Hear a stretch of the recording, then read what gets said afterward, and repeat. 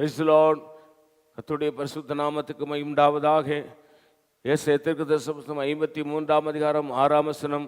நாம் எல்லாரும் ஆடுகளைப் போல வழி தப்பி திரிந்து அவனவன் தன் வழியிலே போனோம், கர்த்தரோம் நம் எல்லாருடைய அக்கிரமத்தையும் அவர் மேல் விழப்பண்ணினார்.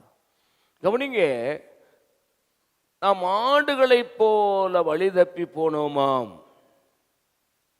நாம் எல்லாரும் வழி தப்பி போனோம். நம்மளை படைத்தவர் யார்? நம்மளை உண்டாக்கினவர் யார்? நம்மளை பாதுகாக்கிறவர் யார்? நம்மளை ஆசீர்வதிக்கிறவர் யார்? நம்மளை குணமாக்குறவர் யார்? நம்முடைய கவலைகளை மாற்றுகிறவர் யார் என்று தெரியாமல் ஆடுகளைப் போல வழி தப்பி போனோம்.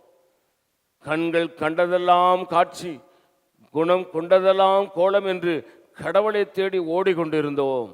ஆனால் மெய்யான தெய்வம் 2000 ஆண்டுகளுக்கு முன்பாக நமக்காக சிலுவையிலே பாடுபட்டு மரித்து உயிர்த்தெழுந்தார் என்பதை நாம் விசுவாசிக்கவில்லை. இந்த காலை வேளையிலே வேதம் சொல்லுகிறது, நாம் எல்லாரும் ஆடுகளைப் போல வழி தப்பி திரிந்தோம். இயேசுவே, நீதான் மெய்யான தெய்வம் என்பது தெரியாமல் நான் வழி தப்பி போனப்பா, என்னை ஆசீர்வதிங்க, எனக்கு விடுதலை தாங்கன்னு சொல்லுங்க. இந்த காலை வேளையிலே அவர் உங்களுக்கு உதவி செய்வார். நான் உங்களுக்கு ஆட்சேபிக்கிறேன். பரிசுத்த பிதாவே, நீ எங்களோடு என்னோடு பேசின நல்ல வார்த்தைகளுக்காக ஸ்தோத்திரம். இந்த வார்த்தையின்படி ஆசீர்வதியும் இயேசுவின் நாமத்தில் வேண்டிக் கொள்கிறோம் பிதாவே, ஆமேன். God bless you. கர்த்தர் உங்களை ஆசீர்வதிப்பாராக.